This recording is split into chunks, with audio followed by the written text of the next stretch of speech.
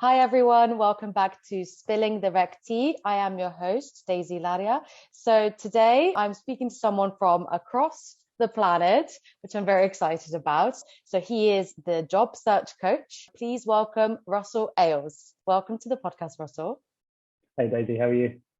Yes, I'm very well. How are you doing? Yeah, not too bad. It's a rainy old week here in Sydney. Yeah, the weather is awful. It's hit and miss in spring though. I mean, you can't no, I can't complain about the weather here. It's much better than the UK, which is, as you can probably tell, which is where I'm from. Looking forward to summer, our summer anyway.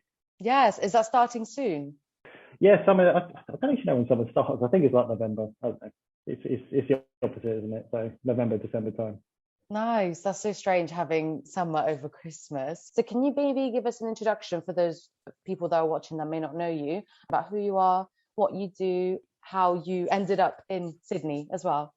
Well, yeah, wow. So, I'm Russell Ayles. I started off back in recruitment. It's December 2004, so it's been a long time now. I started off in agency in London, a business called Fashion Retail Personnel, who are still going now. Actually, like most people, I fell into recruitment. You know, it's one of those things where I think I was actually went to Fashion Retail Personnel to try and get into buying at first. So I joined them as a candidate, and a couple of weeks after I went to meet them, they called me to say, look, we've got a role here. Have you ever thought about recruitment? Really hadn't, but I remember going in and the buzz, the buzz of the recruitment agency, and it's just something that stuck with me. So I gave it a go. I worked there for 3-4 years, went away, joined a couple of other agencies, which didn't really work out for me in terms of they were very kind of what people I think agencies are like, sort of just specking, you must spec out 10 candidates, you must send 20 CVs a day. It doesn't matter if they're absolute rubbish, just do it. Which didn't really agree with my ethos and how I like to recruit. So I came back to Fashion Retail Personnel, but I always wanted to move in-house. The difficulty I found moving in-house at that time was I had got to a kind of managerial level in recruitment consultancy, and trying to move at that same level in house. I'm not sure if that move would be harder or easier now, but back then, which was about 2011, maybe 12, it was quite difficult. So I got given a chance by the head of resourcing at Mothercare, who was somebody I'd just known for a short while, Michelle Monaghan, and it's a 6-month contract doing store recruitment within retail, which I hadn't done before because I'd always recruited head office stuff, but went there 6 months, and it turned permanent. So I think I ended up being about 2.5 years, got made redundant eventually, unfortunately. There went through quite a few different rounds of redundancy at my time at Mothercare. I think they've completely gone in the UK now, aren't they? I'm not sure. And got a role at House of Fraser, which was a great role. Again, working in head office retail. So I led the team there that recruited for all of the corporate head office roles with House of Fraser. So from product to tech, digital, IT, all of that. And that was a really good role because I worked with a really great leader there, Samantha Ramsey. I think she's at EY now. And she was, I got involved in a lot of new technology. So we're always looking at the new things. We're introducing a chatbot to our recruitment website that we manned ourselves, looking at CRM systems, social referral schemes.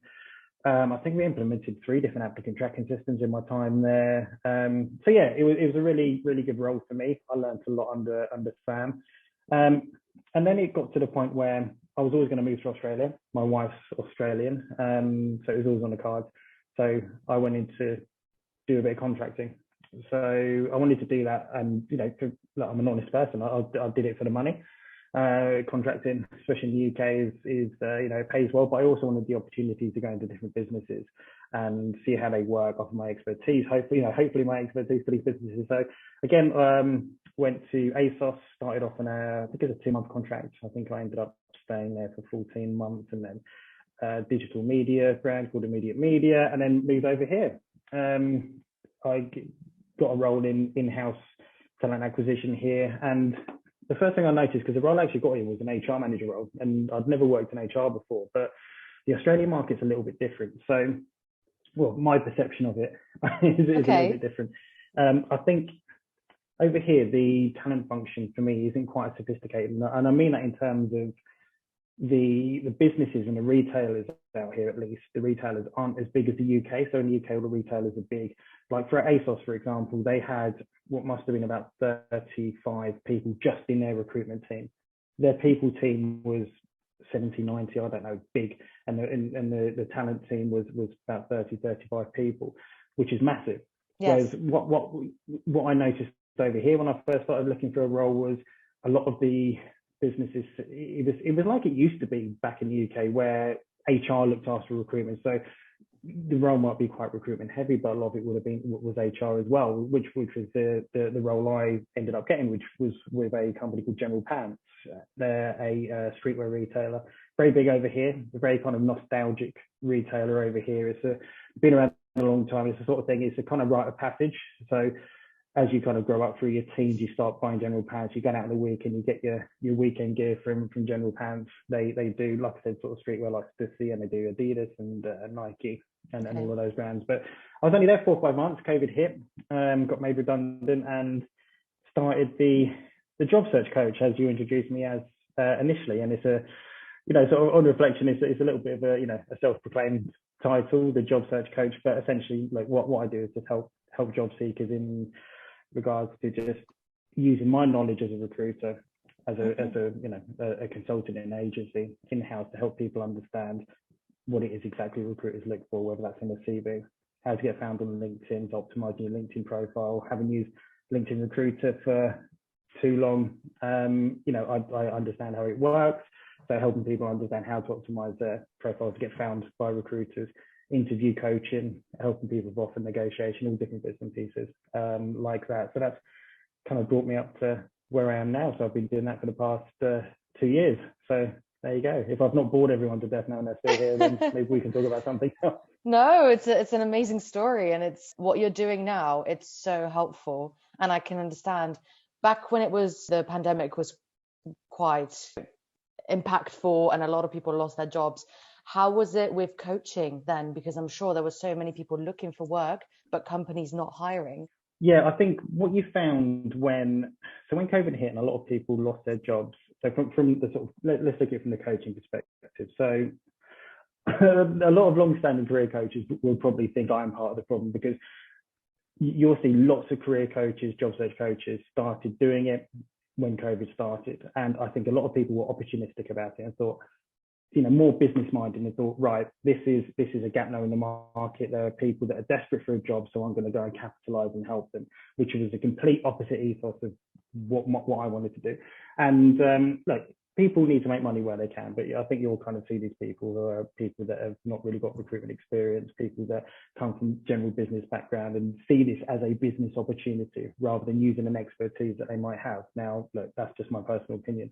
But yeah, look, I think there's lots of people, when COVID first hit, there were a lot of people that were, very, very kind of, frustrated, very scared, people that, wanted to understand their job search. And I don't know if you've noticed it, but LinkedIn in the past couple of years has really changed as a platform. It's really a kind of community now where a lot, people help each other, and people have got used to a lot of free advice. And it's something that I believe in, is giving as much free advice as possible. It's almost like pushing that free line as far as you can.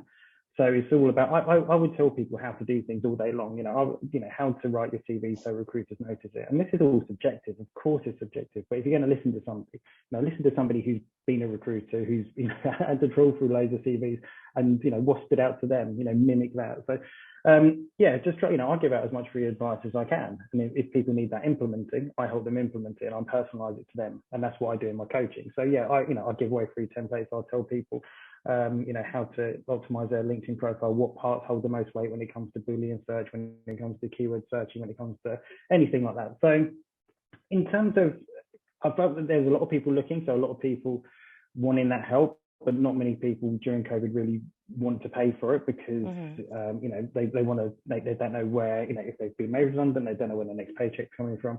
If they've been put on furlough again, there's just so much uncertainty, which I completely get. The market now, like you said, is very different. So it's kind of flipped it where people are more confident looking for a job, but again, they think, well, do I need help? Because like you said, in the same over in Australia, it's a very candidate-like market. So if you're a good candidate looking at the moment, of course you can get a job. And I always say to people, you don't need my help to get a job. You don't need any coach's help to get a job. But if you're really looking to get, I'm not going to say the job because I don't believe there is the job, but there are jobs out there that people don't think they can get, or it's a real stretch or a change of career into something slightly different. And that's where I kind of hold most value, is helping people kind of adapt their CV to different roles, or identify roles where their skill set are going to hold a bit of weight, and again helping them understand what recruits are looking for in those sort of circumstances. So yeah, it's I love what I do because I love working with people. The clients I've worked with, they're like friends now. Honestly, it's been such a weird time this past couple of years. Like moving to Australia, where I don't know a lot of people anyway, and obviously it's a virtual world now where we've all been kind of locked up in and out of lockdown. So yeah, a lot of my clients they feel like friends to me. I keep in touch with all my clients, and I absolutely love what I do. To me, they're like my work colleagues. And I still help people now that have found roles, and they come back to me for advice about different things. So it's it's great. Yeah. So essentially, you've gone now from helping companies hire to helping people find their dream jobs. And I think, although the market's very candidate based at the moment, so people, as you said, people can essentially get hired without using your help. However, you do have valuable advice as a recruiter, also of negotiation. It's very helpful for people looking for a career change. And I think it's really important, because a lot of people actually do have the skill to negotiate their salary, but a lot of people don't have the confidence to do it. And having the skill and the confidence to do something completely different things. And I'm the same. I've been in processes where it's all very one-sided job searching, isn't it? Because you're out there, you need to impress. Every round of interviewing, the onus is on you as a candidate to impress. So you're often kind of not even asking the difficult questions during the process to really work out if this role is right for you, because you just really want to get the job, because that's how it's kind of been drilled into you, that this is the interview process. It's all about impressing the employer. Then the employer makes the choice to say, right, we're going to go with this candidate. And even to your point about sort of lowballing salaries, it's something that's always happened. It's always frustrated me. I've been in conversations when I've worked in-house in every single business I've worked in, where they'll always compare salary to what they're on. So you might be looking for a senior buyer and is paying £60,000 to £70,000, and the person, for different circumstances, might be really qualified for the role, a great candidate, but on a lower salary. So the hiring manager just wants to offer as low as possible, because they want to then save that budget, move it elsewhere. We can then give internal people a pay rise, rather than paying that person what they're worth. And then what happens is that person soon gets disillusioned after they've got that role and they're in it for sort of 6 months to a year. They realise that they should be on more money, and again, as a candidate, it's always the best time, isn't it, to try and get a pay rise when you're moving job, because getting those internal pay rises are notoriously more difficult than when you're sort of moving across companies. So yeah, I'd love to see people moving towards. I know I'm not sure if it's all of the US, but in parts of the US where you're not allowed to ask candidates what salary they're on, and I think that should just be the case. It makes no difference what salary somebody what salary somebody is on or has been on. It's about the value they're going to add to your company in this role. And if this is what you benchmarked as a salary, then offer them what they're worth, not just a 10% increase on what they're on before in a different company. But yeah, sorry, I just wanted to talk about that bit. That's also important. So your question about going from recruitment into coaching, wasn't it? I'm not sure you might want to repeat it. So if someone's looking to be self-employed and they want to go more on the candidate side like you're doing, what advice would you give someone? So with your experience you have right now, you said 2 years, right? What kind of mentality do I need to have in order to start my own business and do coaching, or any kind of tips or advice you have for someone? I'd say don't do it for the money. I think it takes time to build up a business. If we're talking specifically in terms of what I'm doing, so job search coaching or career coaching or however you want to dress it up. I personally hate using the term coach, because I use it because it's an identifiable term. It's what people expect to hear, job search coach, career coach. Because I'm not a certified coach, and there will be certified coaches out there that probably get fed up with people like me using the term coach. But for me, it's the best way to describe, for people to understand what I do. So firstly, so I won't do it for the money. I'll do it because you want to do it, because you want to help people. You want to help people understand how to get the best out of their job search. You really want, you truly have a passion for helping people understand their job search. And I guess what really helps me, or drove me and still drives me now, is, I've seen candidates ever since the first day I started, candidates who they read a lot of misinformation online, especially on LinkedIn. There's loads of complete nonsense online, and I can give a couple of examples. So what you'll see a lot is candidates worrying about applicant tracking systems. So candidates, before the beginning of COVID, I think, and before this uprising in career coaches and job search coaches, candidates didn't have a clue what an ATS was, and they don't need to know what an ATS is, because as you all know, it's purely a system recruiters use to get an application in and manage that candidate through the process. Yeah. So, quite simply, they come in, you get them on the shortlist, you go through each application, yes, no, yes, no, yes, no, yes, no, all the no's, send a bulk email, thanks for applying, but no thanks. The other ones you put through the first stage, and then you manage the telephone screening. You might put notes against them, but it's become this real big thing for job seekers now, because there's people selling misinformation, and nobody knows where all this stuff started. About 75% of applicant tracking systems reject your CV without a recruiter looking at it. I see these posts as well, and they say, that your CV gets lost because you didn't put certain keywords. Exactly. So where does it get lost? Where does it go? It cannot get lost. It's purely,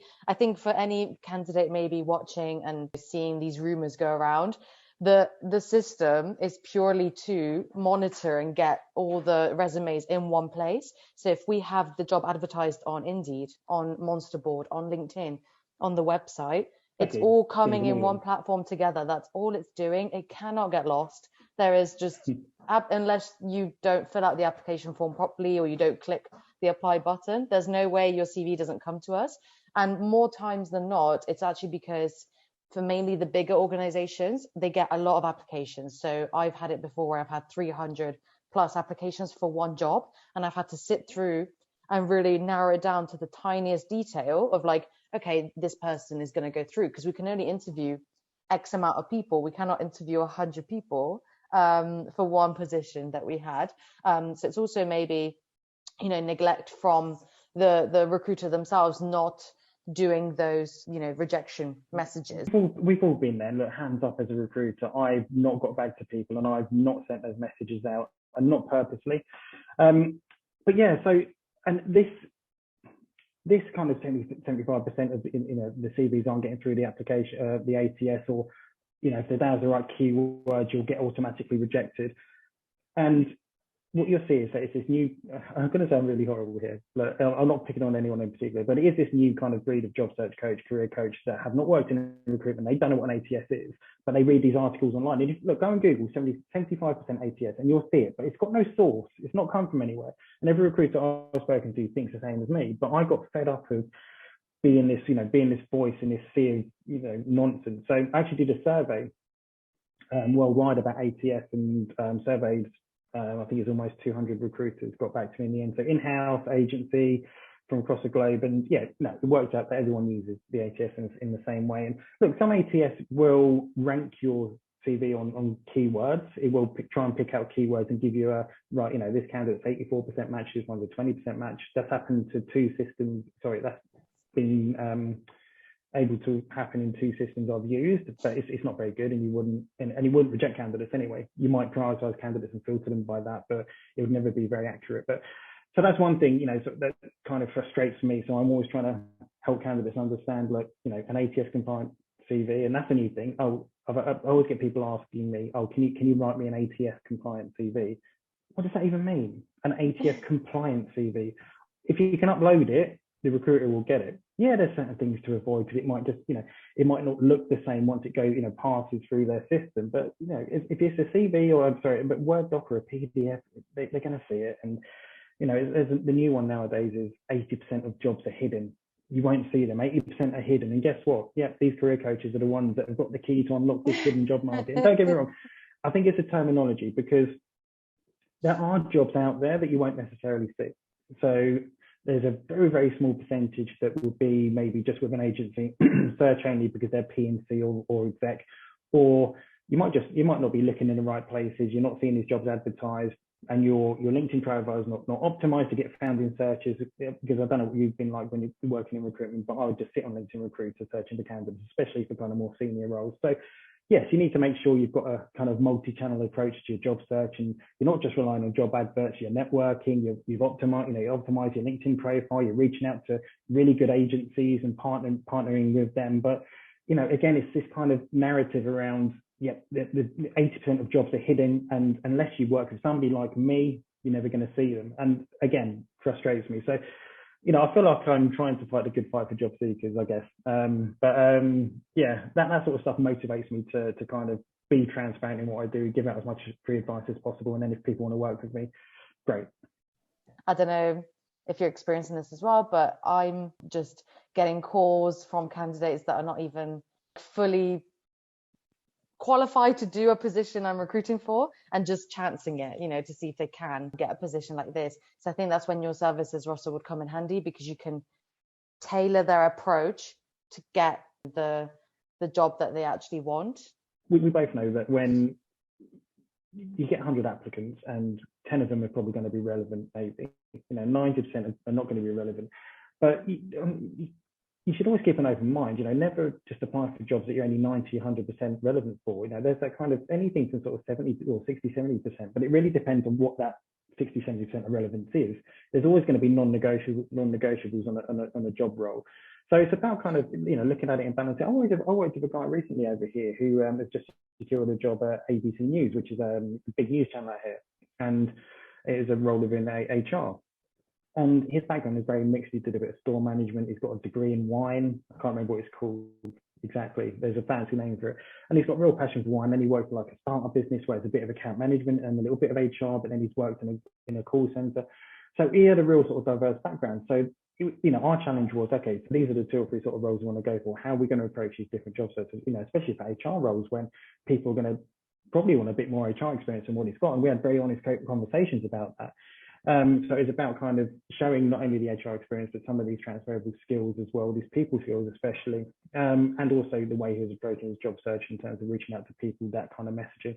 And ended up getting this job, which was great. And he probably ticked 6 or 7 out of the 10 boxes at most. So yeah, there is always opportunity, but you need to be kind of realistic with that job search as well. And perhaps partnering with a recruitment agency, you're probably not going to get the best chance of getting those roles that you're only 60% or 70% qualified for, because agencies want people that are 80, 90% qualified for roles, because that's what they're getting paid for, to find those almost near perfect fits if that does exist. So yeah, I think I think a job seeker is looking for a change of career or looking to use those transferable skills. Again, it's a fine line between realistic and maybe a little unrealistic. Yeah, I agree with you. In an agency, we try and help people, maximize themselves and get the best job they can. Normally it is something that they're more aligned with skill-wise, and what they've done previously. So anyone watching who's based around Sydney, or do you just focus on people in Sydney? No, it's global. Look, I get all of my work really from referrals and via LinkedIn. So with my network being in the UK, a lot of people in the UK. I work with a lot of people in Europe, a lot of people in Australia, obviously, a bit of Dubai, Singapore, US. But look, the people I tend to help are kind of mid to senior level, fashion, retail, and digital people, because it's just where my skill set lies. I like to offer as much as I can, my background is really that kind of corporate fashion and retail piece. So it's my kind of sweet spot. But I'm open to working with anyone who sees the sort of value in what I do. Okay, so you've heard Russell. So if you're in fashion or retail, looking to find your dream job in the UK, in Europe, or maybe in Australia as well, make sure you hit him up. How would you prefer people to contact you? On LinkedIn? Send a letter. The post is awful out here. Australia post is so bad. Yeah, LinkedIn. Look, LinkedIn is probably the best place. Just search Russell Ayles, or the Job Search Coach is my handle. Website is www.thejobsearch.coach. So feel free to check out any of that. Contact me however you need to. If I can ask you, okay, so if you were starting out, Russell, in recruitment, what advice would you give your younger self with the knowledge that you have now? Oh, wow. And I guess maybe it's just a bit blindsided by what I do at the moment, but just think about the candidate. You're dealing with people. So as much as your job is to fill vacancies for that business you're working for, or as an agency for your clients, just try and give a bit more support to job seekers. I I just wish agencies and companies all had a bit more resource for job seekers. So, even just like, how-to guides and helpful content just for candidates who weren't successful, just to help them improve. But I'd maybe just say that remember it's about people. Yeah, that's very good. All right. Well, thank you, Russell. I really appreciate you coming onto the podcast today to share your knowledge and wiseness. For anyone who's watching, make sure you connect with me, Daisy Laria, and Russell Ayles if you're looking for a new job or just curious about our content as well. And Russell, in the meantime, have a nice rest of the day. You too.